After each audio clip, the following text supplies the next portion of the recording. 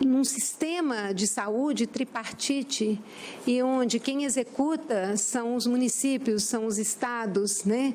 Num país tão diverso e tão grande, ou seja, a capacidade de capilarizar e de que o que está escrito aqui, né, na gestação de anencéfalos, no teste rápido de gravidez, que isso realmente se transforme numa ação na ponta, né, é um esforço muito grande de todos, né?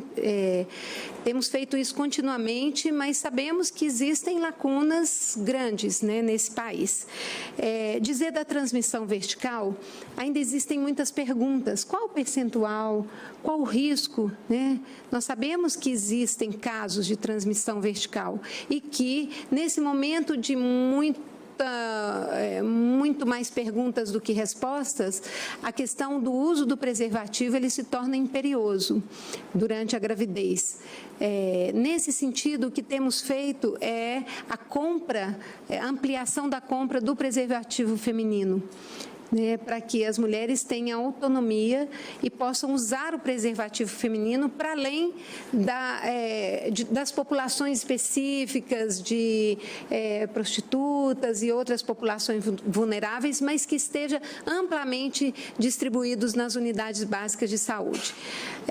Nesse sentido, Débora, a gente sabe que nós temos lacunas na comunicação e já colocamos para o secretário da SAS e para o ministro a necessidade de recursos financeiros do governo para que saúde sexual e saúde reprodutiva seja uma campanha permanente, com recursos destinados, como é dengue, como é aleitamento, como é AIDS, né? Aquelas campanhas que você vê que vão para a grande mídia e que tem uma grande visibilidade no Brasil. Por mais que a gente sabe que o que chega lá na ponta é a rádio comunitária, é isso, aquilo, mas o que nos cabe enquanto Ministério da Saúde, além de apoiar projetos locais, é também nos responsabilizarmos para uma política de saúde sexual e reprodutiva que tenha campanhas nacionais permanentes e com uma grande, como é que a gente fala, capilarização a toda a população brasileira, né? Isso está na conta do Ministério e provavelmente vai sair como uma campanha nacional que chama de interesse público, né? Campanha de bebida, de acidente, essas campanhas que aparecem permanentemente. As locais, né, temos que ver como podemos apoiar, além de apoiar projetos e projetos de pesquisa interessantes que a gente tem em alguns locais. Sobre a redução de danos, esse teste rápido de gravidez, ele aborda de uma forma interessante a questão de que uma mulher com uma grávida e que não deseja a gravidez deve ser abordada dentro dos princípios do sigilo, da privacidade, do respeito à autonomia e da ética profissional, né? Com isso, nós podemos estar abrindo o diálogo com essas mulheres de como elas, ao resolverem interromper uma gravidez e poderem dizer isso a um profissional de saúde, como ele pode orientar para que ela coloque em menos risco a sua vida. Certo? Esse foi o ponto que nós conseguimos chegar dentro de uma política pública, né? A questão da população negra, saúde mental, eu acredito que isso está sendo abordado nas regiões com grande incidência de Zika. Pernambuco, por exemplo, nós fizemos uma reunião com a UNFPA, com a ONU Mulheres, com a Unicef, com a OPAS e com outros organismos que estão em Pernambuco para a gente concatenar as ações. O que nós vamos fazer ali naquela região e aí com a participação da população negra local, de movimentos de mulheres, o que vamos fazer para apoiar aquela população que está sobre uma situação de grande tensão, vulnerabilidade, né? E nessa situação entra a questão das mulheres negras, das mulheres que estão em situação de rua, em situação de maior vulnerabilidade. A nível nacional, no COIS, né, que é esse Centro de Operações Especiais em Saúde, esqueci o nome, é sempre complicado, né? Nós temos ali representante da SEGEP, que é a secretaria que lida com as populações campo, floresta, águas e população negra e também LGBT, né? Todas as populações com políticas específicas, né? E sobre pesquisas mais qualitativas, nós temos várias, estamos agora fazendo uma lista de quantas pesquisas temos, apoiadas ou não pelo Ministério da Saúde, mas também surgem de universidades, né, surgem de vários campos, para poder termos esses resultados. Isso é uma questão que precisamos ter. Até já falamos para a ONU Mulheres, que fez uma grande pesquisa com mulheres. Nós, Ministério da Saúde, precisamos sentar agora que está fechando a pesquisa, porque nós queremos saber quais são as lacunas e o que as mulheres dizem, para que a gente possa qualificar as políticas públicas, né? Porque elas dizem muita coisa. Então, as pesquisas qualitativas são as que mais nos interessam, enquanto coordenação de saúde das mulheres, que estamos nesse movimento todo com um olhar muito específico para a autonomia das mulheres, para o direito das mulheres e para que as mulheres sejam tratadas como sujeitas de direitos e considerada aí na sua subjetividade, principalmente no que elas trazem, né? Estamos lá nesse grande grupo que discute Zika, com a bandeira hasteada das mulheres, né? Conseguimos algumas coisas, outras estamos ainda lutando para conseguir cada vez mais ampliar políticas públicas que garantam esses direitos. É isso, mas sabemos claramente do que ainda temos que fazer. Nós temos também, só lembrar, essa caderneta da gestante, a nova, ela fala sobre Zika, ela tem um chamado especial para os profissionais de saúde, tem até uns exemplares que eu trouxe, e esse da pílula de emergência, que é muito interessante, a gente distribuiu isso amplamente, já fizemos duas tiragens, que diz que não precisa receita médica para que seja dispensada uma pílula de emergência para uma mulher, porque é emergência. Tá? Isso talvez possa ajudar a gente a difundir mais essas ações importantes para as mulheres. Mais alguma colocação, Fernando? Você quer falar? É que é para mim, né? Bom, a gravidez na adolescência, nós temos inclusive uma área que é da adolescente, mas nós fizemos ontem uma reunião com o Departamento de Atenção Básica para que a gente possa construir, no processo de acolhimento dessas jovens e desses jovens, ações específicas na atenção básica sobre saúde sexual e reprodutiva. Eu estive no Uruguai, eu estive na Argentina e vi as ações específicas que ela falou, ações específicas com jovens, e as nossas unidades básicas não estão preparadas para acolher os jovens.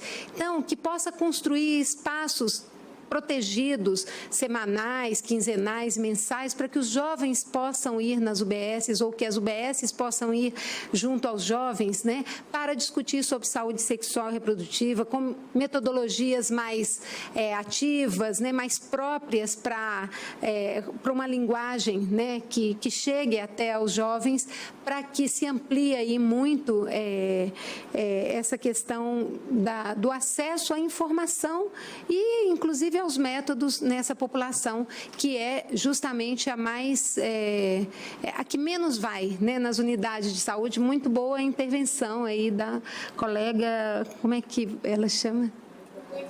Maria Eduarda, sobre essa questão da juventude. Lembrando que na pesquisa de acesso aos medicamentos, aos insumos de planejamento reprodutivo, o maior acesso é nas farmácias, não é nas unidades básicas. Então, como construir estratégias para que as pessoas possam ir nas unidades básicas para poder retirar aí, né, ter uma pílula, ter outros métodos. É um desafio, gente, é um desafio que estamos atentos, mas não temos ainda resposta para tudo isso. Mas estamos construindo estratégias específicas para a juventude, tanto no saúde na escola, o PSE, né, quanto também na própria UBS. E lembrando, só uma outra coisa, as adolescentes apoiadas, eu escrevi aqui, nós temos um benefício de prestação continuada, que as mães que estão com seus filhos portadores de síndrome congênita por conta da Zika, elas têm direito a um benefício continuado, que é um recurso financeiro, né, para que elas... Oi? Eu não sei se é 3 anos. Bia? São 3 anos. Que é muito pouco só recurso financeiro, né? O apoio psicológico, o apoio social a essas famílias precisa ser muito ampliado, e estão surgindo algumas expectativas aí de que se tenha esses cuidadores, né?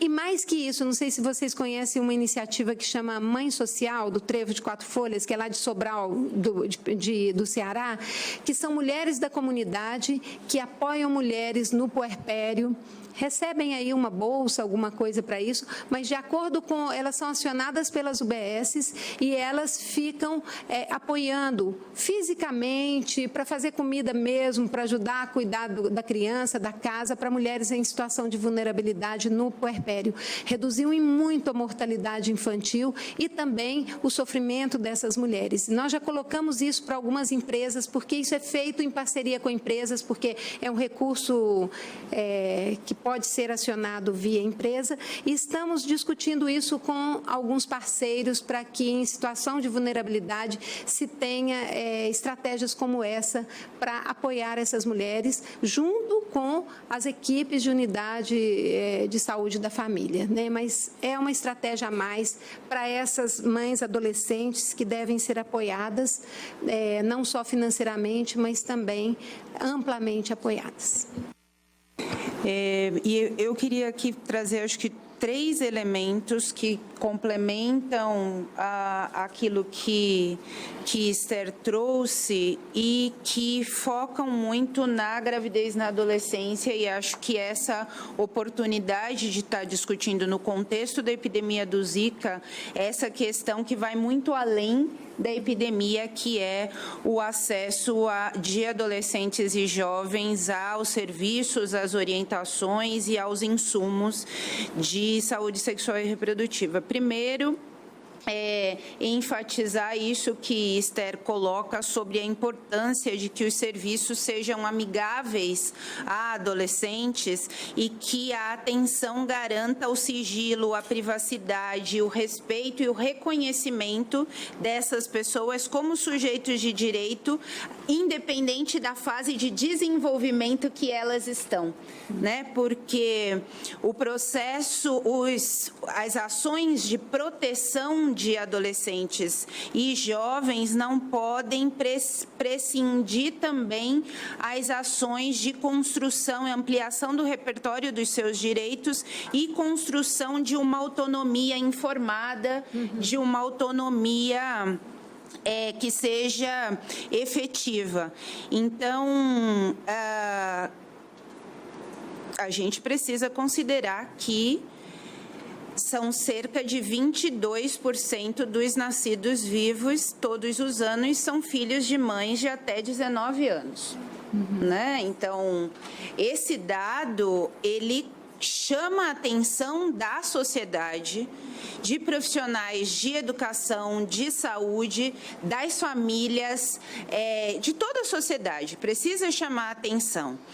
Quando nós discutimos, por exemplo, no relatório sobre situação de população mundial, esse ano é um relatório que todos os anos o UNFPA lança, esse ano toda a discussão é sobre quão importantes e estratégicos são os investimentos em meninas de 10. Por quê? Porque nessa idade, elas entram na puberdade e, em muitos países, elas são, a partir dessa idade, elas são submetidas ao casamento infantil, elas são vítimas de exploração, de abuso, vivenciam uma gravidez na adolescência e entram num ciclo de manutenção das desigualdades, da pobreza, enfim, com menor acesso à escola, à educação formal. Se elas não têm acesso à educação formal ou se elas saem dela quando entram no mercado de trabalho, vão entrar mais tarde, vão entrar em ocupações menos qualificadas,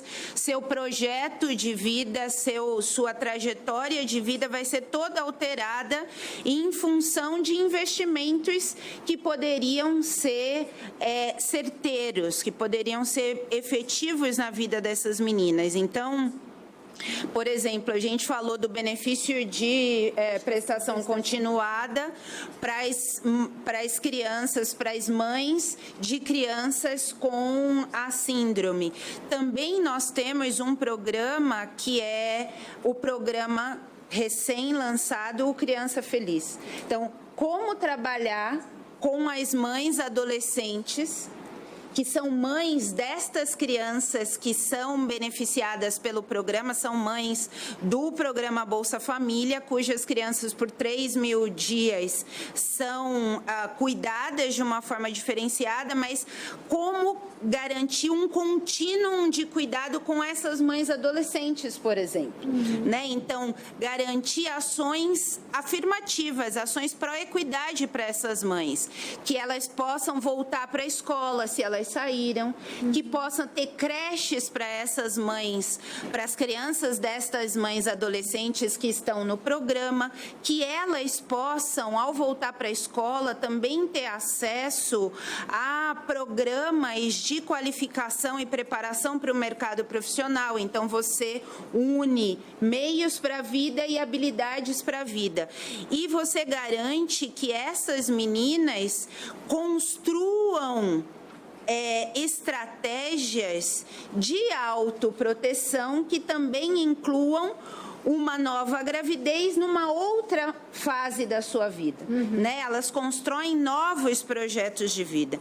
Então, pensar também no quanto que existe um desafio e que pode ser assumido numa parceria entre os setores para garantir, por exemplo, que não haja uma segunda gravidez, uma terceira gravidez na adolescência, quando você já não tem como garantir que a primeira não aconteça, né? Quando ela já aconteceu, quando a criança já nasceu, já é um filho dessa mãe adolescente. Então, também aproveitar esta oportunidade que nos coloca a epidemia do Zika, uma oportunidade para refletir e correr e agir, né, e mobilizar diferentes atores para que essa situação que a gente está vivendo hoje, que daqui a pouco tempo a gente já não precise lidar com ela, né?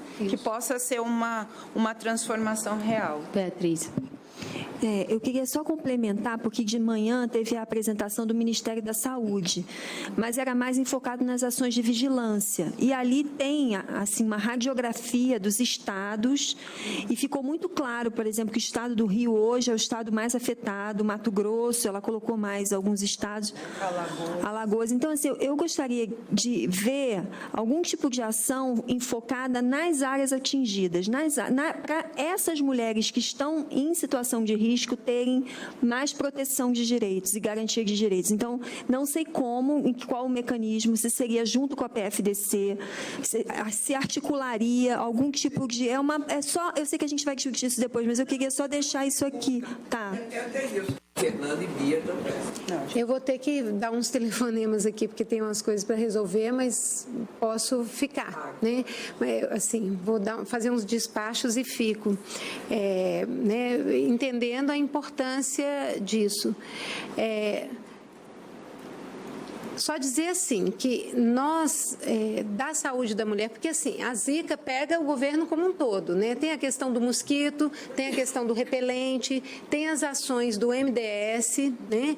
Tem as ações do Ministério da Educação, do Ministério da Saúde, um bando de gente pensando em estratégias várias. Eu estou me atendo às questões que são mais pertinentes da nossa coordenação, ao nosso departamento, que é adolescente, mulher, direitos, e eu falava bem assim, tem muito foco na pesquisa e na gente conhecer esse evento, porque não conhecemos ainda.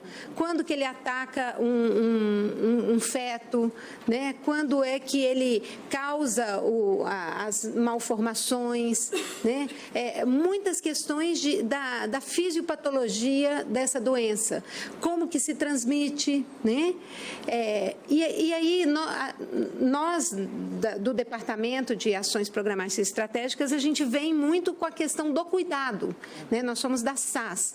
Como que cuida para que as mulheres que não desejam engravidar não engravidem, para que protejam as mulheres que desejam engravidar, porque ela pode querer engravidar em tempos de Zika e a gente deve protegê-las, informá-las e protegê-las, e para que ao se verem com um bebê com um problema, para que elas e o bebê sejam cuidados, né? O que menos a gente tem é tratamento. Nós não temos um tratamento para quando se vê uma mulher que diagnostica na gravidez, né, que esse bebê está desenvolvendo alguma malformação, e não é precocemente. Então, uma mulher que vai interromper uma gravidez porque ela se infectou pela Zika no primeiro trimestre, ela vai fazer pelo risco que ela tem, que não sabemos qual é, se é 1%, se é 10%, se é 50%, se é 80%. Não temos o que já temos na rubéola, por exemplo, que a gente sabe que uma pessoa que pegou rubéola, até 12 semanas, o risco de ter uma malformação, isso ou aquilo é tanto, no segundo trimestre é tanto e no terceiro é tanto. Não temos isso ainda, é claro. Né? Mas tem muita... nós estamos percebendo que muito das malformações da Zika, elas aparecem tardiamente na gravidez, em torno da 30ª semana. As grandes malformações vão aparecer, mas aquelas que são decorrentes de uma infecção virótica congênita vão aparecer, são mais visibilizadas na 30ª semana. E aí nós instituímos este ultrassom de 30ª semana, está para sair agora, né? Estamos discutindo os detalhes, mas com grande possibilidade de sair. Para algumas situações não é um rastreio, não é todas as mulheres, mas para aquelas que têm risco de terem, para que... Claro que aí a autonomia da mulher, a antecipação, porque aí não é aborto, aí a antecipação do parto, né? Uma criança que, se antecipar o parto, vai nascer viável, né? Assim, tem todas as questões éticas que envolvem aí essa situação, que a gente tem que olhar com muita humildade e cuidado para apoiar essas mulheres, para que, inclusive, elas não se vejam sozinhas, solitárias, com esse grande peso, né, na vida delas pelo estigma, mas é para que essas crianças que muitas vezes vão nascer sem microcefalia, elas vão nascer com perímetros cefálicos normais, aparentemente normais, e não vão para a estimulação precoce, que é uma questão que vai dar grande chance delas se desenvolverem e de terem uma vida melhor. Então, para isso, essa ultrassonografia poderá detectar crianças que vão nascer sem microcefalia, sem nenhum problema normal, né, ao nascimento, e que mais tardiamente vão desenvolver, vão ter atraso de desenvolvimento, vão desenvolver outros problemas que ainda nem sabemos quais. Não sei por eu falei isso para dizer da problemática que nós cuidamos, é disso, né? E, dentro da normativa da legislação brasileira, tentar apoiar as mulheres no seu risco de vida, que elas se colocam muitas vezes por desespero, por falta de apoio ou por decisão mesmo de que não querem essa gravidez. Esté, vocês têm estatística ou estão reunindo essas informações dessas crianças que não têm microcefalia, mas têm as síndromes congênitas da Zika? Vocês estão conseguindo reunir essas informações, porque são também informações muito difíceis de reunir. Até da microcefalia, né? Porque tem a microcefalia da sífilis, tem a microcefalia do Zika, tem várias microcefalias, mas dessas crianças, porque a microcefalia ela tem notificação compulsória, então tem aquele boletim epidemiológico da microcefalia, mas as outras que são síndromes congênitas não tem nenhuma notificação compulsória, não é isso? Tem, dentro do... Como chama o sistema? RESP. Dentro do RESP, tem informações sobre síndrome congênita. RESP é um sistema de informação, de notificação, registro. É difícil sigla, né? Mas a menina vai falar. É um sistema onde todas essas... Tem os casos suspeitos, tudo é notificado. Caso suspeito, caso confirmado, confirmado clinicamente, confirmado laboratorialmente, e as crianças que nasceram com microcefalia, mas agora está incluindo a síndrome congênita também, da Zika, para acompanhamento. Isso não é um sistema de notificação, né? Mas junto com isso, estão aprovadas já pesquisas que são pesquisas populacionais, que vão nos dizer muito mais sobre percentuais, né? Então, precisamos desenhar, e isso já está sendo feito, pesquisas que incluem toda uma população, porque aí a gente pode, nessa população, saber o percentual de crianças que nascem sem microcefalia, mas que vão desenvolver, mas que têm malformação do sistema nervoso central e que vão desenvolver problemas tardiamente. Registro que é mais Isso. um sistema de informação. Isso. Uma informação também, a Núbia perguntou da amamentação, a Esther falou sobre tudo aquilo que a gente ainda não sabe, mas tem uma informação importante que é o estudo de coorte para saber como o vírus sobrevive e se multiplica nos fluidos corporais, que é um estudo coordenado pela Organização Mundial de Saúde, mas que o Ministério da Saúde é parte, algumas instituições de pesquisa brasileiras também são parte. E está acontecendo lá no Amazonas? Está acontecendo no Maranhão. Maranhão, Bahia. Amazonas, Rio e Bahia, isso. E o Departamento de IST/AIDS também é parte do grupo que acompanha e que coordena o estudo de coorte. Então, acho que é só para lembrar isso. E essa pesquisa da OMS, ela tem 3 pontos. Um é descortinar mais esse fenômeno, né, que é a questão mais biológica do comportamento do vírus e do seu poder de transmissão e de criar patologia. Outra é do cuidado efetivo, que se mostra como cuidado efetivo para as mulheres e para as crianças.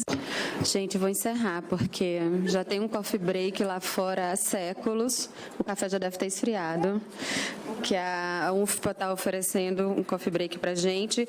E eu soube que depois do intervalo as mesas vão ser reunidas, as 2 do final, para poder adiantar, porque já são quase 5 horas da tarde.